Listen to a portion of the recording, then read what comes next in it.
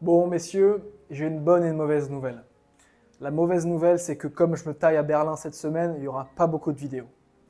Mais la bonne, c'est que avant de partir, je vous fais cette vidéo. Dans cette vidéo, on va parler de tchatch. Et je sais que vous kiffez la tchatch. Bordel, je sais que vous kiffez la tchatch. Ce qu'il faut savoir, c'est que j'ai fait 2 ans de théâtre. Et avant de commencer le théâtre, j'avais du mal à me lâcher. J'avais du mal, j'étais timide. Le théâtre, ça m'a beaucoup aidé par rapport à la timidité. Alors bien sûr, je me suis dépassé, je suis passé à l'action, je suis sorti de ma zone de confort et je me suis mis ce fameux coup de pied au cul que j'essaie aussi de vous enseigner, de vous inculquer. Et durant ces 2 années de théâtre, j'ai appris quelques astuces qui m'ont permis de développer ma spontanéité, ma créativité, mon improvisation. Et tout ça, ça m'a permis d'avoir plus de tchatch. Donc déjà, la tchatch, qu'est-ce que c'est? Je vais te donner la définition Wikipédia et ensuite je te donnerai ma définition. Donc on va aller sur ChatGPT, mec, comme d'habitude, prends-toi un carnet, prends des notes, on en a pour un petit moment ensemble. Donc régale-toi, vraiment régale-toi, passe du bon temps, prends les pop-corn, tchatch, définition.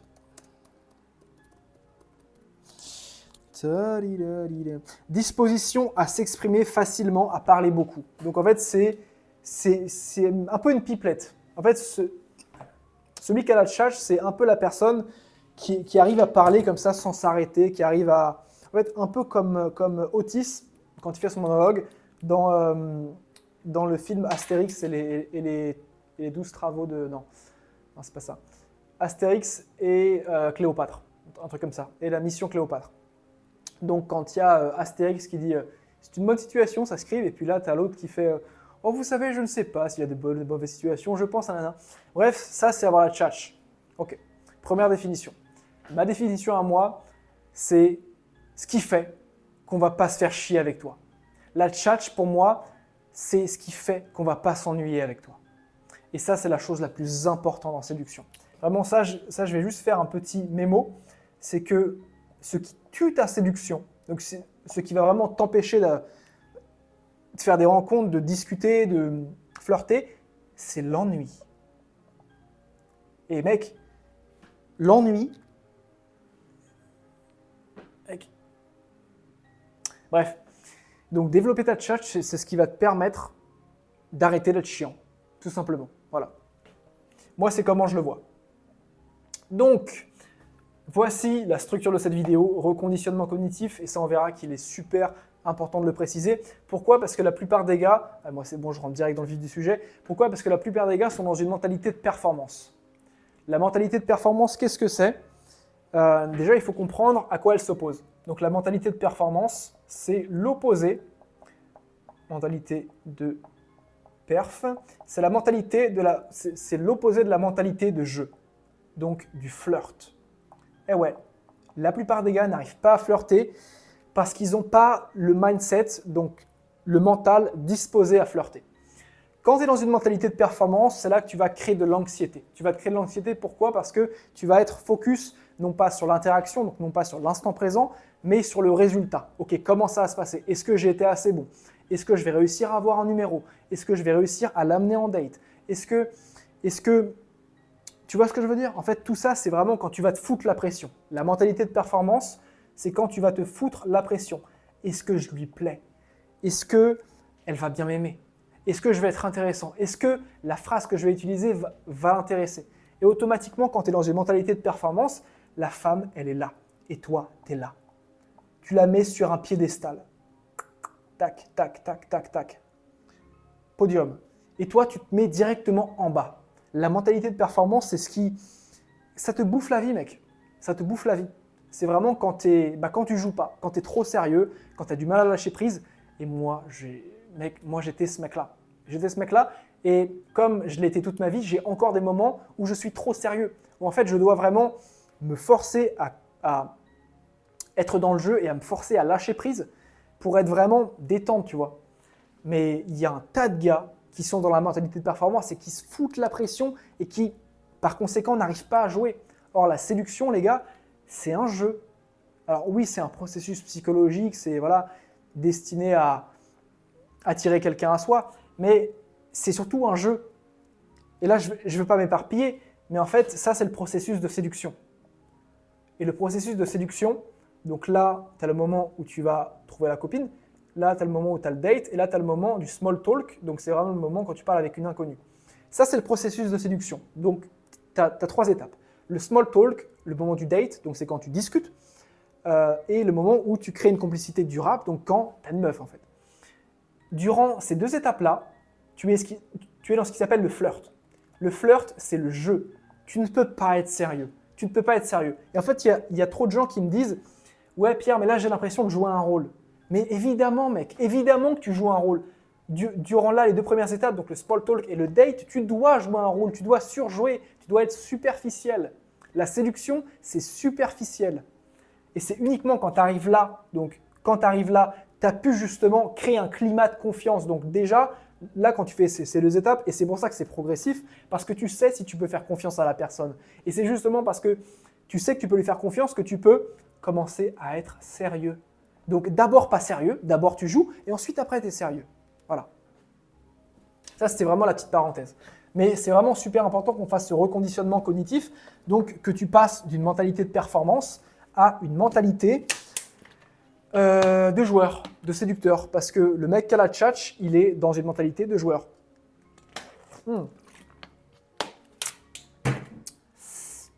Comment être dans une mentalité de joueur en étant détaché du résultat? Donc en te concentrant sur l'interaction en elle-même et en arrêtant. Après, tu vas voir, mec, là, tout ce que. Enfin, je vais t'expliquer, tu vois. Tout va être un peu structuré. Mais vraiment, ça, c'est la première chose. Arrête de te concentrer sur est-ce que tu vas lui plaire. Arrête de te concentrer sur la performance. Concentre-toi sur l'interaction en elle-même. Tu auras beaucoup plus de choses à dire, tu auras beaucoup plus de répartie, tu auras beaucoup plus de capital sympathie. Donc la femme va te trouver beaucoup plus cool, beaucoup plus empathique, beaucoup plus. Salut les enfants. Salut. En fait, elle va tout simplement te trouver beaucoup plus empathique, beaucoup plus intelligent socialement et émotionnellement. Donc ça, c'est good par rapport au reconditionnement cognitif. Donc passe d'une mentalité de performance où tu te fous la pression, où tu es anxieux, à une mentalité de joueur, détaché du résultat. C'est vraiment la chose la plus importante. Ensuite, on va passer aux 3 piliers de la tchatch. Alors la tchatch, comment il faut le voir? Comme une sorte de courbe comme ça, où en fait, là, tu as l'axe de la créativité. Donc ça, c'est les 3 piliers. Hein. Là, tu as l'axe de la créativité. Là, tu as l'axe de la spontanéité. Et juste ici, donc en ligne diagonale, tu as l'axe de la répartie. La tchatch, c'est le combo, c'est la combination. Combination. Je ne sais pas si c'est français, ce mot. La tchatch, c'est vraiment le mix entre ces 3 piliers, entre ces 3 compétences que justement on va développer grâce à la dernière partie. Ok? Donc, pour que tu aies la tchatch, il faut d'abord que tu développes ta créativité. Ta créativité, c'est quoi? C'est ta capacité d'imaginer de nouvelles histoires, ta capacité de générer des mots comme ça, et donc de générer des histoires, générer des anecdotes qui sont nouvelles et adaptées au contexte. La répartie, tu sais ce que c'est? C'est tout simplement quand tu arrives à rebondir sur les sujets de conversation, donc quand tu arrives à trouver le mot idéal, donc qui se colle au contexte. Et la spontanéité, c'est tout simplement, ça va être la capacité de parler un peu sans filtre. Parce qu'en fait, la plupart des gens et la plupart des mecs timides, ils s'autocensurent. Donc ça veut dire qu'ils veulent dire des choses, mais que ça ne sort pas. Parce que forcément, il y a beaucoup de croyances limitantes, il y a beaucoup de « non, mais si je dis ça, peut-être qu'il va penser que nanana ». Donc tu finis par t'autocensurer, tu finis par t'instaurer à toi-même un filtre mental. Et du coup, ça baisse ta tchatch et ça renforce encore plus ta mentalité de performance. Donc vraiment, ça, c'était les 3 piliers de la tchatch. Créativité, répartie et spontanéité. Ok, bon, ça, il n'y a pas vraiment besoin de le développer à fond parce que, mec, dans tous les cas, je le répète, mais si tu veux vraiment avoir le manuel, donc le livre de poche, même si c'est un livre en ligne, tu as le lien dans la description, il coûte 15 balles. Manuel de tchatch, 3 astuces de théâtre pour détruire ta timidité en 21 jours. Bon, là, je n'ai pas assez de main. Achète-le toi, mec. Et puis ouais, comme ça, tu auras de la tchatch pour t'aider. Donc, 3 astuces de théâtre, c'est parti. Donc, la première astuce que je veux te présenter, c'est celle du mot aléatoire. Le mot aléatoire, c'est ce qui va te permettre de travailler ici ta créativité. Donc, voici les étapes. Tu vas... Non, je vais te le faire en fait. Je vais te le faire, mec, parce que ça sert à rien de parler, il faut juste montrer. Il n'y a que ça qui marche de toute façon. Donc, tu vas te rendre sur motaléatoire.com. Ça, c'est un site. Je vais te le noter, ok? Ok. Va sur... Si tu veux, je te mettrai le lien dans la description. Va sur motaléatoire.com. Active 1 minute sur ton tel et improvise une histoire. Et c'est exactement ça qu'on va faire. Donc là, tu es sur mot aléatoire en français. Là, on tombe sur le mot canon, mais pour que tu vois que je ne triche pas, on va en générer un nouveau. Là, on tombe sur confiture. Maintenant, je vais essayer d'inventer une histoire à partir du mot confiture. Confiture. Ça, 1 minute. Confiture. Qu'est-ce que je peux te raconter à propos de la confiture? Ma mère, elle a pour projet de vendre des confitures en ligne. Donc moi, ce qu'il faut savoir, c'est qu'il y a 1 an, elle me parle de ce projet. Et du coup, ça m'est toujours resté en tête. Donc j'ai fait un site pour elle. Et ça, c'est une histoire vraie. Et j'ai fait un site pour elle qui s'appelle... je ne vais pas te le dire parce que là, ce n'est pas encore fait. Mais on aimerait s'associer pour vendre des biscuits en ligne ensemble. Donc biscuits, confitures. Et là, la confiture qui marche vraiment, vraiment bien, c'est la confiture pêche abricot et marron. Et ça, mec, c'est une tuerie, cette confiture. À chaque fois qu'elle la présente sur le stand, il y a tout le monde qui saute dessus. Bon, là, par contre, il y avait un petit problème au niveau de la boutique en ligne parce qu'elle n'est pas encore toute faite. En plus, tu sais, il faut une sorte de... Bon, là, il y a quelques articles de la loi du commerce qui fait que tu ne peux pas créer une société comme ça. Il faut que tu aies un fonds de commerce, enfin, je ne sais pas quoi. Bref, tu as compris comment ça fonctionne. Le but, c'est vraiment que tu partes d'un mot aléatoire et que tu inventes une histoire. Donc, il faut que ce soit nouveau et adapté au contexte. En faisant ça, tu vas rendre tes histoires intéressantes. Tu vas commencer à rendre ce que tu dis intéressant. Fais cet exercice, vraiment, mec, 3 fois par jour. 3 fois par jour, déjà pendant 1 semaine. Ça te prend 1 minute à chaque fois. Tu vas sur le site motaléatoire.com, tu actives le minuteur de ton téléphone sur 1 minute et tu improvises une histoire. Ça, mec, c'est la chose la plus simple. Et c'est hyper, comment dire, simple d'accès, facile à comprendre. De base, nous, ce qu'on faisait au théâtre, c'est qu'on le faisait sans le site. On faisait tout simplement, là, il y avait un thème qui était imposé, donc ça pouvait être sport, ça pouvait être art, et en fait, on devait jouer une scène par rapport à ça. Donc, tu vois, là, s'il y avait le mot qui était imposé, qui était art, je devais me mettre dans la peau d'un peintre, par exemple, qui, en fait, je devais juste imaginer une histoire. Donc, j'aurais très bien pu imaginer un peintre qui s'était fait voler un tableau, tu vois, qui avait passé du temps à peindre de l'huile sur toile, et il s'était fait voler son tableau. En fait, moi, je devais même pas inventer une histoire, je devais la jouer, en fait. Tu vois, donc, pour moi, c'était même plus compliqué, mec. Pour toi, ce sera encore plus simple parce que tu as juste à l'inventer. Donc, on est good par rapport à ça. Donc, je vais te présenter maintenant la deuxième astuce. Et vraiment, pour cette astuce, mec, c'est vraiment pas compliqué, quoi. Donc, la deuxième astuce, c'est celle du zéro censure. Donc là, on est vraiment pour travailler la spontanéité. Comme je t'ai dit, il y a beaucoup trop de mecs timides qui ont un filtre mental, qui sont perfectionnistes, qui s'autocensurent. Et ça tue la séduction. Pourquoi? Parce que la séduction, c'est quelque chose de spontané. C'est quelque chose, en fait, comme si tu étais un gosse. Donc, dès que tu penses quelque chose, tu le dis. Parce que la vraie aisance sociale, c'est ça. Quand tu regardes Jean-Paul Belmondo, quand tu regardes... je sais pas qui tu pourrais prendre.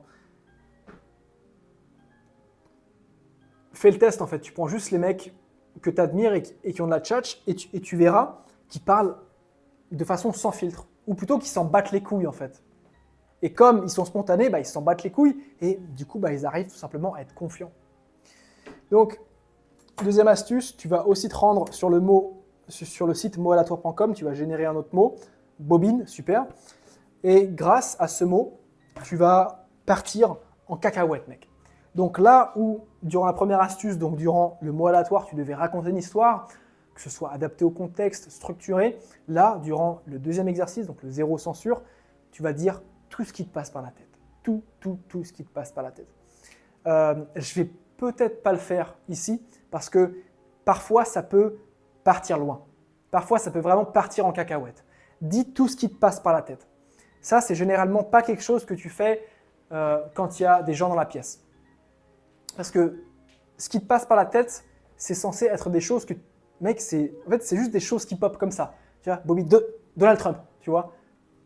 Donald Trump, immigration, Marine Le Pen, tu vois. Mec, en fait, ça peut vraiment être des... Ça me fait marrer. Mais ça peut vraiment être des choses comme ça, genre, juste qui pop.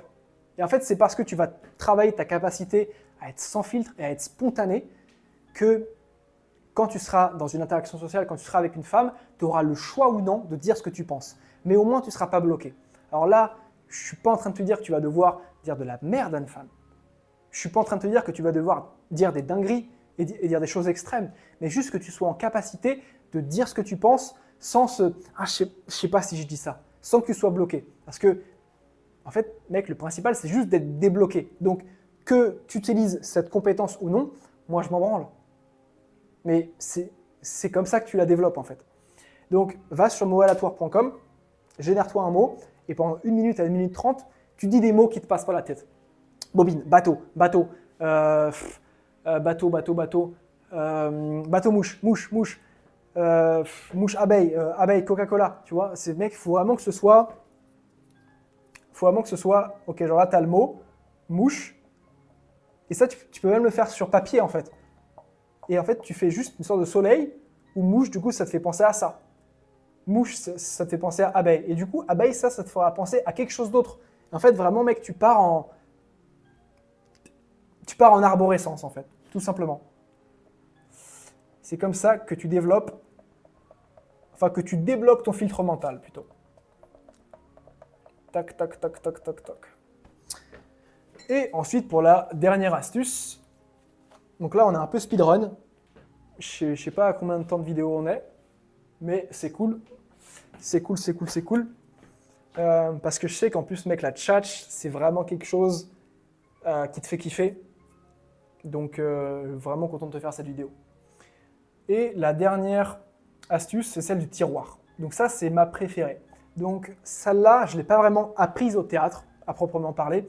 Je l'ai plutôt appris en lisant... Attends, peut-être que je l'ai. Je l'ai plutôt appris... Non, je ne l'ai pas. Mais je l'ai appris en lisant un livre de psychologie de Vincent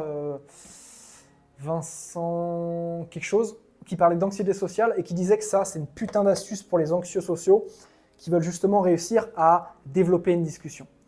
Donc, en vrai, au théâtre, nous, ce qu'on faisait, c'est que on partait du dernier mot qui avait été dit et on en inventait un autre.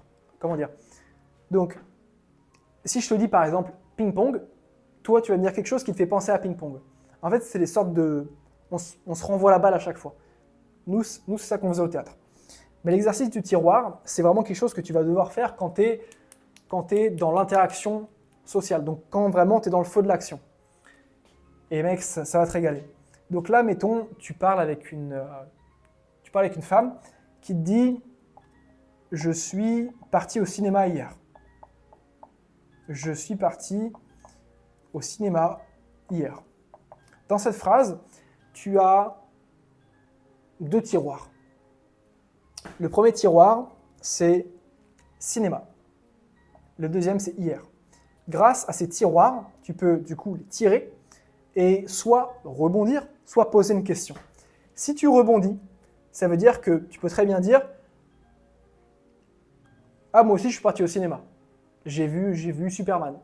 J'ai vu Dracula. » Donc, soit tu rebondis et tu parles de toi, tu parles d'une de tes expériences, tu parles de ce que tu veux, mais il faut que ce soit cohérent, bien évidemment, il faut que ce soit cohérent avec le contexte. Soit tu poses une question. Ah ouais? tu es allé au cinéma, qu'est-ce que tu es allé voir? Tu préfères le cinéma ou le théâtre? Et c'est pareil avec hier. Si tu rebondis, ouais, bah moi hier, je suis parti à la piscine. Je suis parti à Aqua Boulevard. Si tu poses une question, et qu'est-ce que tu as fait d'autre hier? Et qu'est-ce que tu feras demain? En fait, ça, c'est vraiment un cheat code si tu ne sais pas forcément quoi dire et surtout si tu es stressé. Parce que ça te permet vraiment de meubler la conversation, de la développer à un point inimaginable, mec. Et vraiment, c'est pour ça que je dis que quand tu es timide et que quand tu veux développer une discussion, tu n'as pas besoin de parler. Tout ce dont tu as besoin, c'est d'écouter et de poser des questions. Si tu es curieux et du coup, ça te permet de poser des questions et que tu écoutes, donc ça te permet de rebondir et qu'en plus, tu connais ce cheat code-là, tu peux littéralement te taire durant toutes les discussions. Tu as juste à poser des questions si ça t'intéresse vraiment, mec. Parce que, encore une fois, toutes les astuces que je te donne ne marcheront bien évidemment pas si tu n'es pas un minimum curieux, si tu n'aimes pas discuter avec les gens. Et ça, d'ailleurs, c'est même une théorie que j'ai eue, enfin, c'est pas forcément une théorie, parce que j'aime bien théoriser à propos de diverses choses, c'est que dans le monde, tu as deux forces. Enfin, putain, j'aime bien généraliser. Mais tu as avec les femmes, on va dire, tu as deux forces. La première force, c'est l'anxiété. Donc ça, c'est le niveau où sont tous les mecs timides. L'anxiété, la peur. Et la deuxième force, c'est celle de l'amour. L'anxiété et la peur, ce sont des émotions qui sont négatives. L'amour, c'est une émotion qui est ultra positive. Ce que je vais te dire, j'aurais aimé le savoir il y a quelques années quand j'étais encore timide, quand je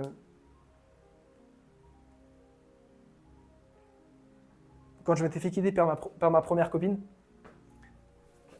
et que j'avais commencé justement à m'intéresser à tout ce qui est développement personnel, tout ça. J'aurais aimé le savoir. Si aujourd'hui tu es timide, anxieux, que tu as peur d'aller aborder, la solution, c'est d'aimer ça. La solution, c'est d'aimer le faire. Comment tu fais pour ne plus avoir peur de parler aux gens? Tu commences à aimer leur parler. Comment tu fais pour ne plus avoir peur des femmes? Tu commences à aimer parler avec des femmes. L'amour, c'est l'émotion qui est tellement positive qu'elle te permet de tout détruire. Et quand je dis tout détruire, c'est positivement. C'est que l'amour, c'est ça qui va te permettre de lutter contre ton anxiété. Tu peux que remplacer une émotion négative par une autre émotion, et donc par une émotion positive. Donc,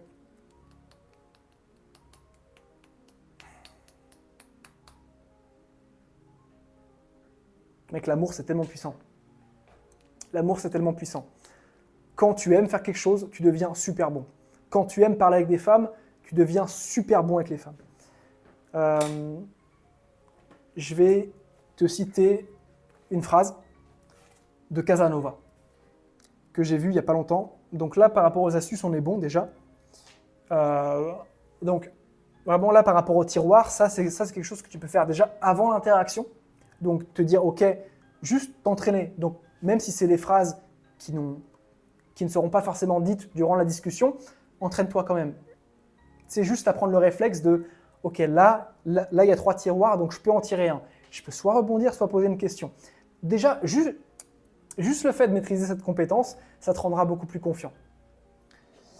Donc, citation Casanova.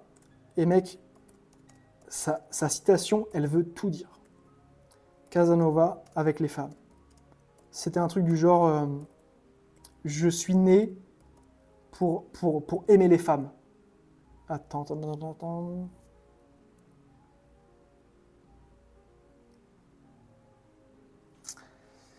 C'est quoi la citation? L'homme est fait pour donner.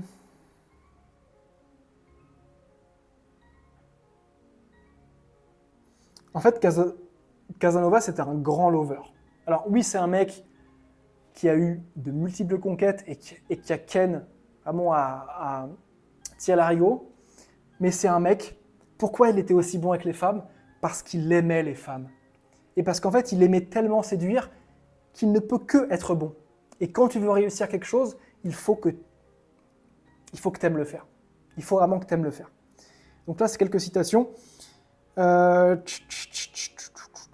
est fait pour donner, la femme pour recevoir. Rien de tout ce qui existe n'a jamais exercé sur moi un si fort pouvoir qu'une belle figure de femme. Ça, c'est une grosse phrase de Lover. La plus grande partie des hommes ne prend pas garde au beau pied d'une femme. Les Français sont jaloux de leur maître. Bon, là, c'est pas super pertinent. Dans l'examen de la beauté d'une femme, la première chose que j'écarte sont les jambes. Bon, c'était un Lover, mais c'était aussi un queutard. Hein. Mais, merde, la citation, je vais pas la retrouver. Relou. Mais en gros, Casanova, c'était un grand Lover. C'était un mec juste qui kiffait séduire et qui kiffait les femmes. Et c'est justement parce qu'il kiffait les femmes et qui kiffait discuter avec elles qu'il pouvait justement s'améliorer. Donc, mec, c'est pas parce que tu es timide que tu dois ne pas aimer discuter avec les autres, que tu dois ne pas aimer discuter avec les femmes. Et c'est justement l'inverse. Quand tu vas prendre du plaisir à discuter avec les autres et à discuter avec les femmes, c'est là que tu deviendras vraiment bon. Bon,